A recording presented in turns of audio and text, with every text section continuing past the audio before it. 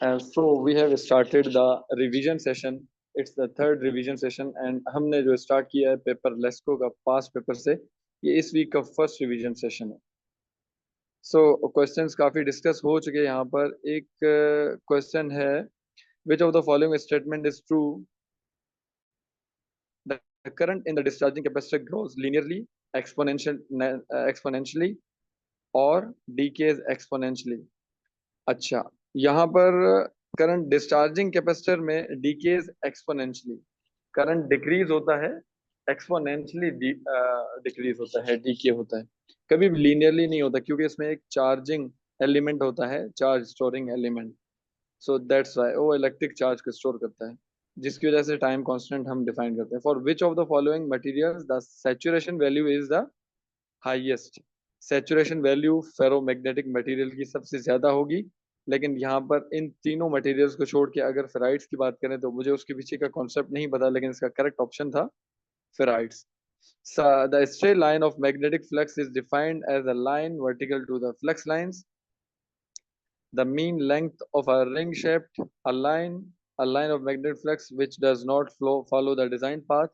अच्छा, straight lines magnetic field की या मैग्नेटिक फ्लक्स की वो लाइंस होती हैं जो अपना डिजाइन किया हुआ पाथ फॉलो ना करें और लीकेज हो. उस लीकेज की वजह से वो फ्लक्स या वो चीज ज़ाया होती है तो वो स्ट्रे में आ जाता है, और अगर फ्लक्स है तो stray line of magnetic flux होगा. The resistance of a conductor varies inversely proportional होता है. रो एल ओवर ए हमें पता है इनवर्सली प्रोपोर्शनल होता है रेजिस्टेंस एरिया की. एरिया बढ़ाओगे तो रेजिस्टेंस बढ़ेगी, एंड डायरेक्टली प्रोपोर्शनल होता है लेंथ के. So area would be the correct option. In a circuit containing R L and C power loss can take place in all of the above. Power loss सब में होता है क्योंकि RLC circuit में power loss सब में equally होता है. किसी में लैगिंग, किसी में लीडिंग एंड किसी में इन फेज. लेट सपोज अगर सीरीज सर्किट है तो वो करंट सेम रहेगा उसमें, अगर पैरेलल सर्किट है तो उसमें वोल्टेज सबके लिए सेम रहेगा. In AC circuit in any AC circuit always apparent power is more than the actual power. Actual अगर देखा जाए तो अपरेंट पावर ही होता है जो दो डिफरेंट पावर से मिलकर बनता है या दो डिफरेंट पावर्स में ही डिवाइड होता है. अपरेंट पावर जो है ना, reactive power and actual power का कॉम्बिनेशन होता है, तो ये एक्चुअल पावर से भी ज्यादा होगा, रिएक्टिव पावर से भी ज्यादा होगा. Active power is more than reactive power. ये भी गलत सर ऑप्शन है. Sir reactive power is sir ये 72 वाला आप कह रहे हैं कि ऑल ऑफ द अबव है, जो पावर लॉसेस होता है टेक्स प्लेस, ये सिर्फ जस्ट रजिस्टर में होता है. How how is possible capacitor आप कंपेयर करें रजिस्टर के साथ? मैं प्रैक्टिकल की बात कर रहा हूँ. प्रैक्टिकल केस में capacitor has also the resistive part and inductor has also the resistive part, plus they both give the capacitive and inductive reactance too. So वो opposition of current and opposition of voltage को भी देते हैं, जो in the sense एक power loss ही होता है जिसकी वजह से हीटिंग इफेक्ट बढ़ता है. पावर फैक्टर की ही वजह से ये सब कुछ होता है. तो रेजिस्टर, इंडक्टर, कैपेसिटर तीनों पावर लॉस कर रहे होते हैं. आप इसको ये ना सर सोचें कि ये अगर हम अगर एनर्जी को हम सब स्टोर कर रहा है कंसेप्चुअली, तो.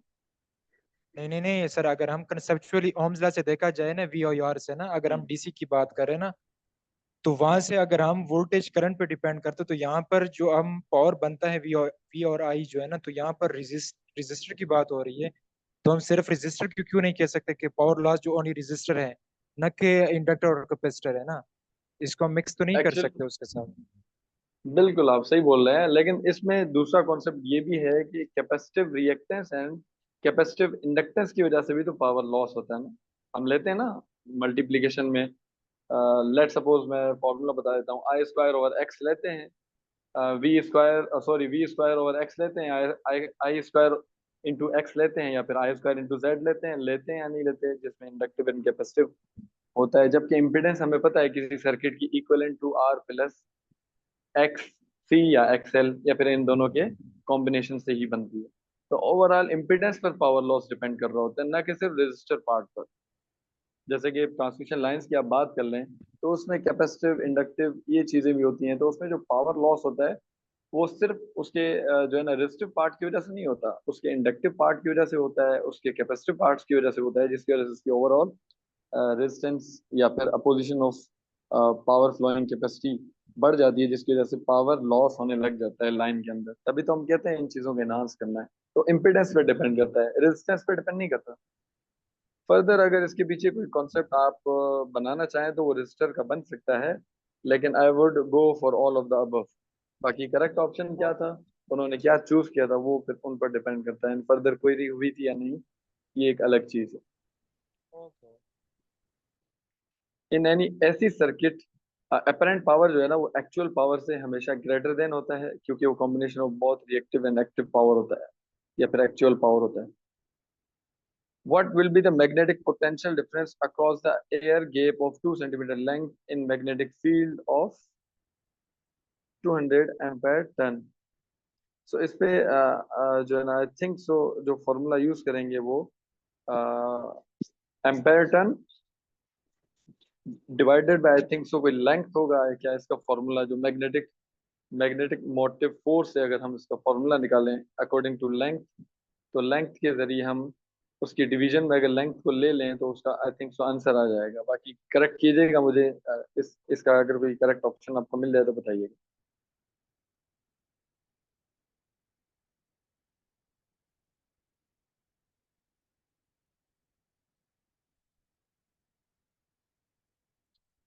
क्या हमने ये सॉल्व कर लिया? आई थिंक सो नहीं। The distance of the conductor varies inversely as the area of the cross sectional conductor in circuit containing, ये सॉल्व हो गया था। And further what will be the magnetic potential difference across the air gap. अच्छा, magnetic potential difference की बात कर रहे हैं, तो यहाँ पर एन आई उसका फॉर्मूला लिखा तो हुआ है, लेकिन एन आई इसकी डिवीजन में आई थिंक 2 सेंटीमीटर, या फिर उसको जब हम मीटर में कन्वर्ट करेंगे तो उसके डिवीजन में जब हम डिवाइड करेंगे तो फर्दर उसका कंफर्म आंसर आएगा। The magnetic motive force is the voltage across the two ends of exciting coils, the flow of an electric current, the sum of all currents impressed by one line of magnetic field, the passage of magnetic field through an exciting coil. Magnetic motive force जो है ना, इसका correct option क्या होगा? Voltage across the two ends of the exciting coil तो नहीं होगा, क्योंकि वोल्टेज तो नहीं होता, एक मैग्नेटिक फोर्स होती है, वो वोल्टेज हम उसको कभी नहीं कह सकते। सो मैग्नेटिक फील्ड का जो पैसेज होता है कि कितना फ्लो कर रहा है थ्रू एन एक्साइटिंग कॉइल, उसको हम कह सकते हैं कि it is the magnetic motive force. Am I right?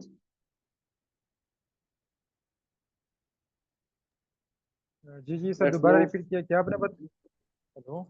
मैंने कहा मैग्नेटिक मोटिव फोर्स की यहाँ पर बात चल रही है, तो फिर उसके जी जो है जी। ना बारे में पूछा जा रहा है कि मैग्नेटिक मोटिव फोर्स क्या है। क्या मैग्नेटिक फील्ड का पैसेज है थ्रू द एक्साइटिंग कॉइल, या इंडक्टर की बात कर रहे हैं, या फिर सारे करंट्स को जब हम ऐड करते हैं उससे बनता है one line of magnetic field and flow of an electric current? इस पर तो डिपेंड नहीं करता है, voltage across two ends of the exciting coil. तो correct option would be the D, कि magnetic field through any inductor कितना flow कर रहा है वो उसकी मैग्नेटिक मोटिव फोर्स पर डिपेंड करता है। सर ये 76। The sum of all. The sum of all currents embraced by one line of magnetic field। नहीं नहीं, ये नहीं होगा ना, मैग्नेटिक मोटिव फोर्स तो actually bye one line of magnetic field, एक लाइन से तो नहीं होगा ना वो करंट कभी भी इस तरह से, वो तो डिपेंड करेगा सारे। A keeper is used to provide a close path for flux, क्योंकि कीपर क्रिकेट में भी अगर देखा जाए तो वो क्लोज पाथ के लिए यूज होता है, यहाँ पर भी कीपर उस फ्लक्स को उसके अंदर ही क्लोज करने के लिए यूज होता है। With rise in temperature the resistance of semiconductors decreases, क्योंकि ये नेगेटिव टेम्परेचर कोफिशिएंट्स होते हैं। सो ये क्वेश्चन भी रिपीट हुआ था यहाँ पर। एंड एक आरएलसी के दो क्वेश्चंस रिपीट हुए थे। आरएल के दो क्वेश्चंस बने थे कि अगर सीरीज आरएल सर्किट हो तो वोल्टेज क्या होगा, इन फेज होगा या फिर 90 डिग्री से लैग करेगा, या फिर लीड करेगा, या फिर जो है ना वो 45 डिग्री से लीड और लैग करेगा। और उसके अलावा एक पैरेलल में भी सेम क्वेश्चन था कि आर और एल का एक सर्किट है, तो पैरेलल में वोल्टेज लैग करेगा लीड करेगा, कितने डिग्री से लीड करेगा लैग करेगा। तो पैरेलल में जो इसका आंसर था, पैरेलल में वो इन फेज रहेगा, क्योंकि वोल्टेजेस पैरेलल में सेम रहते हैं। इन फेज रहते हैं, जबकि सीरीज में वोल्टेज जो है ना इसका लीड करेगा। वो भी 90 डिग्री नहीं कह सकते क्योंकि आइडियल इंडक्टर नहीं था, तो हम 45 डिग्री को चूज कर सकते हैं। लेकिन नो डाउट जो है ना इस क्वेश्चन का डाउट या फिर एक एक्स्ट्रा मार्क मार्क आप कह सकते हैं कि मिल सकता है उनको भी जिन्होंने 90 सेलेक्ट किया हो on the basis of ideal inductor. या आइडियल इंडक्टर पे सीरीज आरएल सर्किट हो तो वो 90 डिग्री लीड करता है वोल्टेज। ठीक है, तो इस तरह के दो क्वेश्चन भी थे। With rise in temperature the resistance of semiconductor decreases, इसका दूसरा क्वेश्चन भी था। अगर सेमीकंडक्टर्स का टेम्परेचर बहुत ज्यादा बढ़ाया जाए या फिर बहुत कम किया जाए तो उसकी रेजिस्टेंस क्या हो जाएगी, तो बहुत ज्यादा हाई रेजिस्टेंस इसका करेक्ट ऑप्शन था।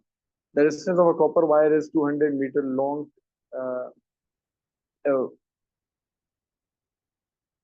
the resistance of a copper wire 200 meter long is 21 ohm. If its thickness diameter is 0.44 millimeter, its specific resistance is around, यहाँ पर हमें R is equal to rho L over A के फॉर्मूले का use करना है। इसमें रेजिस्टेंस आपको मीटर में दी हुई है, जबकि आपको थिकनेस या उसका डायमीटर जो है ना वो आपको मिलीमीटर में दिया हुआ है। तो आप 0.44 एक्सपोनेंशियल -3 यूज करके इसको सॉल्व करके इसका करेक्ट ऑप्शन निकाल सकते हैं। ठीक है, the total the total electric flux through any closed surface surrounding charges is equals to the amount of, ये गॉसेस लॉ को फॉलो करता है, कूलम्ब लॉ को नहीं करता, गॉसेस लॉ को फॉलो करता है कि जितने भी चार्जेस होते हैं उसके इक्विवेलेंट टू फ्लक्स होता है अगर एक क्लोज सरफेस विद लिया जाए। Four wire of same materials, the same cross sectional area and the same length when connected in parallel gives a distance of 0.25 ohm। Parallel में चार डिफरेंट रेजिस्टर्स को connect करें तो वो 0.25 ओम देगा। The same four wires are connected in series.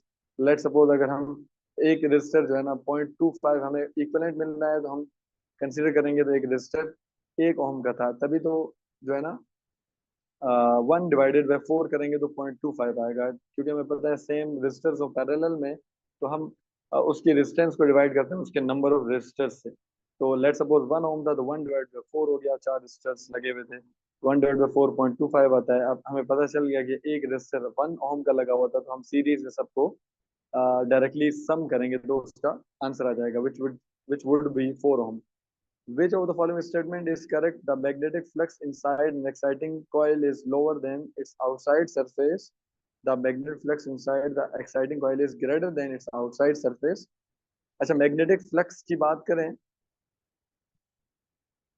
I think सो वो same ही रहता है जैसे कि उसकी आउटसाइड होता है, लेकिन उसकी अगर मैग्नेटिक फ्लक्स डेंसिटी की बात करें कितना डेंस रहता है, तो डेंसिटी उसमें अंदर कॉइल के अंदर बढ़ती है क्योंकि वो एरिया कम और नंबर ऑफ फ्लक्स लाइंस ज्यादा होती हैं कॉइल के अंदर, जबकि स्पेस में या सरफेस में बाहर वाली सरफेस में एरिया ज्यादा होता है, नंबर ऑफ फ्लक्स की लाइंस जो है ना वो हर एरिया के ऊपर दूर दूर होती हैं एक दूसरे से, तो उनका flux density as compare to inside कम होता है। तो यहाँ पर फ्लक्स डेंसिटी की बात नहीं कर रहे हैं, मैग्नेटिक फ्लक्स की बात कर रहे हैं, तो वो दोनों सेम ही रहते हैं, अंदर और बाहर फ्लो होने वाला मैग्नेटिक फ्लक्स सेम रहता है। तो option D would be the correct option. In case of lossy capacitor, its series equivalent resistance value would be large। Lossy capacitance की बात कर रहे हैं जिसकी कैपेसिटेंस लूज हो, I think so, I don't know behind इसके concept क्या होगा इसके behind. Which of the following statement is correct? Air capacitors have a black band to indicate the outside foil electrolyte capacitor must be connected in the chord polarity। ceramic capacitor must be connected in the correct polarity। अच्छा, option number B would be correct option इसका। Hope so, I think so. मैं थोड़ा सा आज fast जा रहा हूँ क्योंकि रिवीजन सेशन है, तो हमें कोशिश करनी है ज्यादा से ज्यादा चीजें कवर करने की। सर क्वेश्चन नंबर भी बोल दिया करें। जी, क्वेश्चन अच्छा वो अब आंसर की तरफ आ गए हैं यहाँ पर। 48 करेक्ट ऑप्शन है रॉयल फॉइल। ठीक है, and thickness of the plates पर डिपेंड करता है। Two conductor separated by insulator, capacitor in parallel with contact and applied voltage decreases but current increases. ये आई थिंक सो कैपेसिटर की बात कर रहे हैं, जबकि ऐसा एक सवाल इंडक्टर का भी था। And dielectric ceramic ferrites a line of sir ये मैग्नेटिक दो फ्लक्स थे बेसिकली, जो वाला which था does पहले आप not। कंफ्यूज थे कि कैपेसिटर इन सीरीज है। सॉरी, हाँ, तो कैपेसिटर इन तो ये पैरेलल विद 52 कॉन्टैक्ट। जी जी 52 ये कंफर्म हो गया। कैपेसिटर आपको पैरेलल लगाना पड़ेगा, तब जाके आप उसके जो है ना वोल्टेज को या स्पार्क्स को आप कंट्रोल कर सकते हैं। ठीक है। A line of magnetic flux which does not follow the designed path, वो स्ट्रे मैग्नेटिक लाइंस थी जो वेक्टर क्वांटिटी। अच्छा, इसमें वेक्टर क्वांटिटी ऑब्वियसली करंट की बात हुई होगी, जबकि इस बार क्वेश्चन आया था कि पोटेंशियल डिफरेंस क्या था, तो वो स्केलर क्वांटिटी थी। रेजिस्टेंस इसका करेक्ट ऑप्शन ये सर, रेजिस्टर यहाँ पर 62। मैग्नेटिक फील्ड की बात हो रही है सर जी। हाँ, current lag behind the voltage by 90 degree. Resonance की बात होगी तो रेजिस्टेंस पर डिपेंड करता है, depends upon the magnitude of R. ये 64 का ऑप्शन है, आंसर है आई थिंक। ये वो क्वेश्चन तो नहीं है जिसके बारे में आप कह रहे थे? ये पावर वाला है सर, आई थिंक सो ये वही है ना। चले 64 है, कंफर्म कर लेते क्वेश्चन को। बाकी 65 पे यूनिटी है, एंड 67 पे whole and increase with increase of inductance and decrease of whole cycle कौन रेजिस्टेंस होगा। I think so whole whole cycle 64 है वो, काइंडली कंफर्म। सॉरी, ये होल साइकिल ये कौन से एमसीक्यू था? कुछ एमसीक्यूज मिसिंग है ना, वो एमसीक्यूज हमें रिसीव नहीं हुए ना। Unity the whole cycle and decreases of distance, ये इंडक्टर की बात हुई होगी, उसके टाइम कांस्टेंट की, कि increase with the increase of inductance and decrease with the distance, क्योंकि एल ओवर आर ही होता है उसका फॉर्मूला। एंड ये increases 70 area of the cross section, ये उसके प्लेट की बात हुई होगी। The sum of all the current impressed by one line of magnetic field. अब ये सम ऑफ ऑल द करंट, ये उसकी बात कर रहे हैं जहां पर कंफ्यूजन थी हमें। One line of magnetic field, एक मैग्नेटिक फील्ड से जितना करंट बनता है, या एक करंट से जितनी मैग्नेटिक फील्ड लाइंस बनती हैं। आर ओनली रेजोनेंस की बात हुई होगी, provide close path for the flux. एक कीपर की बात हो रही है यहाँ पर। Apparent power is always more than the actual power. So I think सो अगर लास्ट स्लाइड है हम इसकी कवर कर सकें, ये पेपर यहाँ पर कवर हो जाएगा।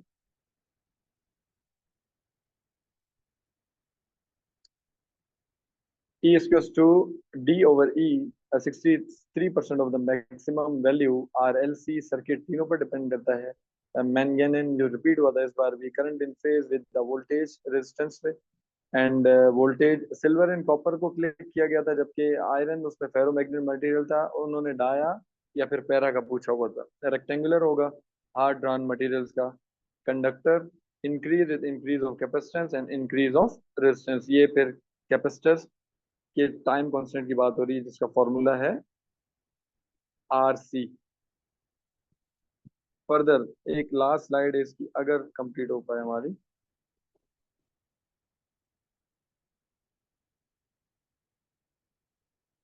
ये आई थिंक सो रिपीट हो चुका है। तो ये क्वेश्चन पेपर था ओवरऑल 2023 का लेस्को का। ओटीएस ने कंडक्ट किया था ये पेपर भी। इसमें भी 20 इंजीनियरिंग ड्राइंग के क्वेश्चन थे, 50 टेक्निकल थे, एंड बाकी 30 जो है ना वो नॉन टेक्निकल, यानी जीके इंक्लूडिंग इस्लामियात, इंक्लूडिंग पाक study, general knowledge, current affairs and IT related questions. तो इस तरह का पेपर डिवाइडेड था ये।